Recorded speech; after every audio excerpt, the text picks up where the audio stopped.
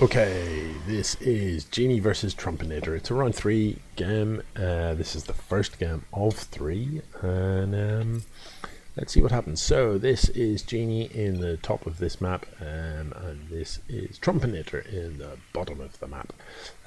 This map has got these. This is what I can't remember. A Vanny research station or something like that. It's got this expo out the back.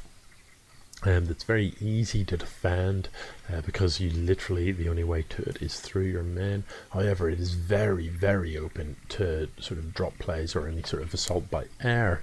And both the players, of course, have, the maps are symmetrical, so both players have got that. Yeah, I'll try and maintain my concentration here this evening. This is the 4th cast I've done tonight, and I'll be brutally honest with you.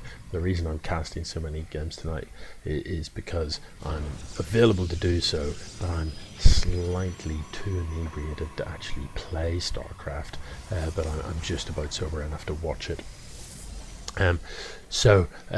Yeah, that's all good. Like, if ever there was a good night to offer me a game, tonight would be the night you'd be quizzing.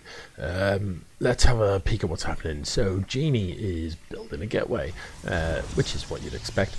He has got one gas up. This is such a standard looking Protoss that this is just, it's textbook really. You build your pylon here, you build your gateway here, gateway goes down, you build your gas, gateway finishes, you build your side core. It seems to have an extra pylon, but it doesn't really matter. Then, as you hit saturation here, you build another gas. And everything kind of lines up for you pretty well. Second gateway, nothing abnormal here, nothing to really give us an indication of what sort of strategy he's playing, because everything looks so normal. Trumpinator meanwhile has 2 barracks, but isn't building any units. So we're kind of directly in breach of the first rule of StarCraft. Mine minerals, tick. Sorry, maybe that's the first rule of StarCraft. Mine minerals. That kind of goes without saying. That's not really a rule. That even happens if you don't press anything at the start of the game. But spend that money on units, build an army. So Trumpinator does now have a couple of units in production, and he's gone ahead and queued a few up. This is a Ghost Academy, and do you know what? If you are a Terran player and you're playing against Protoss, Ghosts are brilliant. They're very, very good units to throw into the mix. The reason for that is if we just look at a Terran unit, 100 health, 50 shields. Now, that's a Zealot that is not necessarily representative. An Adept, 80 health, 70 shields. Some Terran units are overwhelmingly shield compared to health. So an Archon springs to mind as the obvious example. An Archon has 350 shields, but only 10 health. So what's that got to do with ghosts? You will need a tech lab in order to build ghosts, and this Ghost Academy. But one of the abilities of a ghost is an EMP, and an EMP removes the shields from everything within a sort of blast radius of about that kind of size, circular. So if you've got a lot of clumped up Terran units, you can just go BAM! And those ones have got no shield. Additionally, it removes the energy from anything that has energy. So any units with energy, like Templars, like a mothership or a mothership core, anything like that is energyless, or indeed sentries. So ghosts can be so effective because they basically strip away something like to be honest, in terms of shield to health ratio, Zealots are about the least shieldy of the units.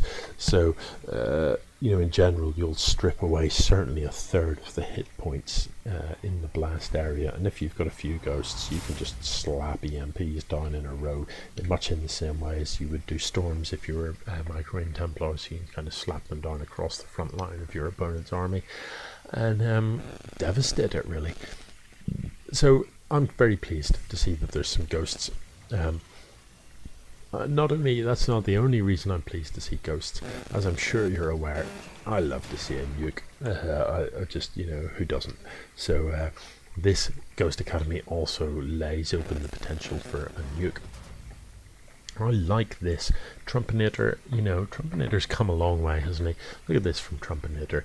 He's got the eBay down, and look, he's put this turret in the mineral line, which is absolutely the right call. If you're playing Protoss, you know, a really standard opening is just to throw down the Stargate. It doesn't cost you that much, and crank out an Oracle early doors, and you can win a lot of games doing that just for free. You know, because if your opponent doesn't have anything in the mineral line to defend, an Oracle can kill, well actually they can kill an entire mineral line very, very quickly. They can certainly get through half a mineral line before most people can get there to defend it. So, you know, an Oracle, it's pretty rare that an early Oracle doesn't pay for itself. If they have got defense in the mineral line, they may not lose anything whatsoever, however. So, you know, I really like a turret in the mineral line.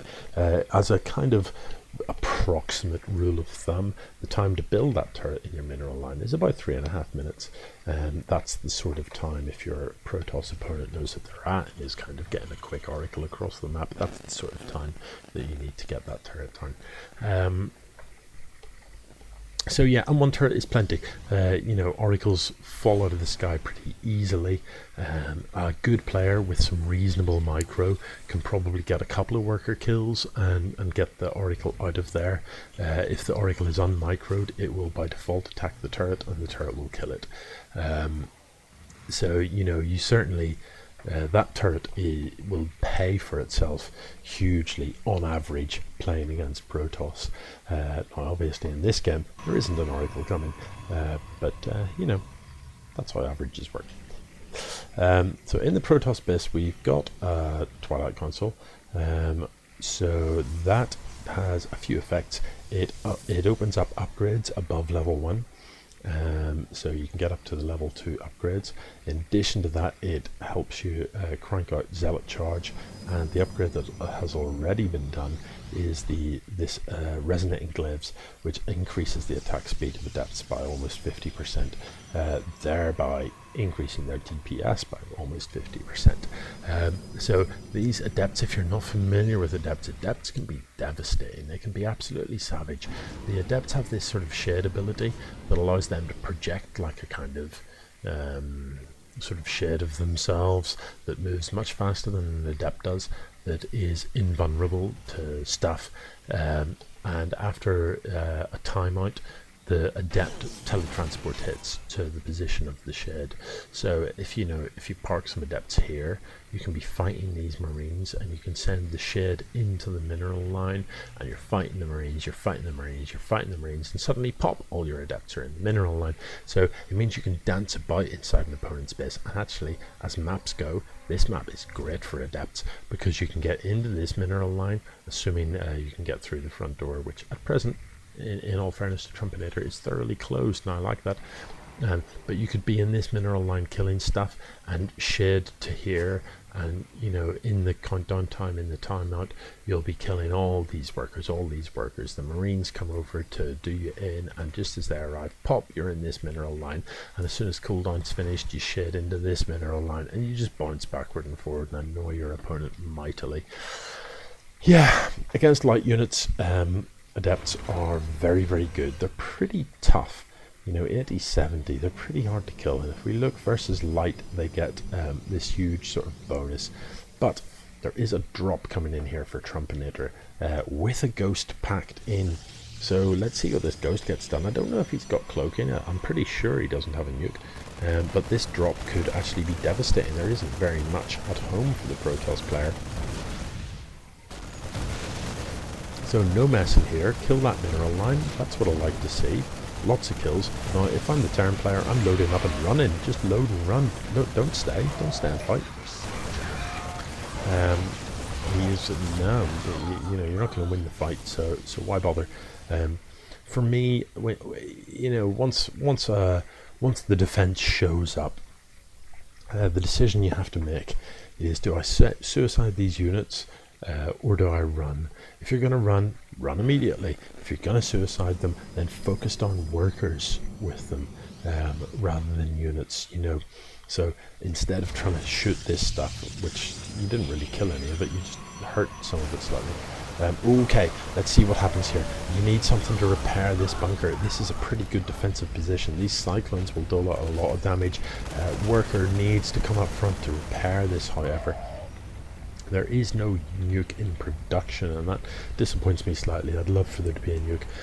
This is going to burn down. Terran buildings, once they're on fire, will actually just burn down. Look at the health disappearing fast. It's gone. No more bunker. But to be honest, this concave, the fact that the adepts can't get in, this is looking a very strong defensive position. So let's just have a look. Units killed, it's looking very favourable for Trumpinator at present. If we look at the income tab, we can see that Trumpinator has a hearty lead. If we look at the army supply tab, we can see that Trumpinator has a lead there as well. So this is going very well for our Terran player indeed. However, he appears to have taken his finger off the button a little bit. It appears to have taken his foot off the pedal. Look, there are no units being built, and at present Trumpinator is supply blocked and he is not building a supply depot. So I don't understand that. He doesn't have stim yet, and this is poor micro. These units need to move forward down the ramp. Look, most of your units aren't shooting. You know, we see this a lot in the Novice League. We've seen this many times. If you have to attack through a narrow point, move through the narrow point first. Look, this smaller army is giving you a pasting, and the reason for it is that as you're coming down the ramp, only your first row of units is shooting, whereas all of these units are shooting. So the way, if you must break down this ramp, the way to do it is to run all of your units down. I know that's painful. I know you're watching them taking shots in the face, you know, and not doing any shooting back. I am well aware of that, but the ultimate result, trust me on this, is better. Run down the ramp so that all of your units can shoot at once and start shooting. For me though, in this position, I think this is the better idea. Load everything into medevacs, unload it here, and then just run in from the side and blindside your opponent. I think that is definitely the superior plan. I'm not sure what these two are doing, just going to suicide themselves for the greater good. They're not even shooting stuff like that's horrible. What did you get for those two deaths? You removed the shields from an adept. Yeah, so what would I like to see right now from the Terran? I'd like to see personal cloaking and nukes coming out. I would like to see a siege tank positioned here. I'd like to see more medevacs, or possibly even a liberator to hold this.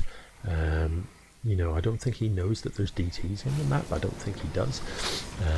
I'd like to see another drop. The first drop was incredibly successful, so why not send another one across and do it again?